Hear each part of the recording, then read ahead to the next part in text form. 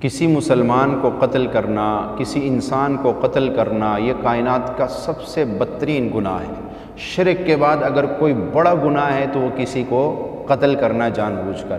اور قیامت کے دن حقوق العباد میں جو سب سے پہلے حق کا حساب لیا جائے گا وہ قاتل سے حساب لیا جائے گا کہ اس نے دوسرے انسان کو کیوں قتل کیا تھا۔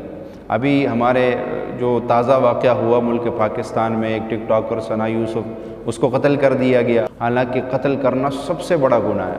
قرآن مجید میں اللہ فرماتے ہیں وَمَن يَقْتُلْ مُؤْمِنًا مُتَعَمِّدًا فَجَزَاؤُهُ جَهَنَّمُ، کہ جو شخص کسی مومن کو جان بوجھ کر قتل کرے گا تو اس کی سزا کیا ہے؟ جہنم ہے، ہمیشہ اس میں رہے گا، خالداً فیہا وغضب اللہ علیہ ولعنہ، اور اللہ کا غضب بھی اس پہ نازل ہوگا اور لعنت بھی اس پہ نازل ہوگی، اور اللہ نے اس کے لیے دردناک عذاب بھی تیار کیا ہوا ہے۔ یہ کس کے لیے ہے؟ جو کسی انسان کو جان بوجھ کر قتل کرے۔ لہٰذا کسی کو مارنے سے پہلے ایک لمحہ سوچ لیا کرے کہ آپ کسی کو مار نہیں رہے ہیں بلکہ آپ جہنم کو خرید رہے ہیں، آپ ہمیشہ کی جہنم کو خرید رہے ہیں، اور اللہ کے غضب کو آپ خرید رہے ہیں، اللہ کی لعنت کو آپ خرید رہے ہیں۔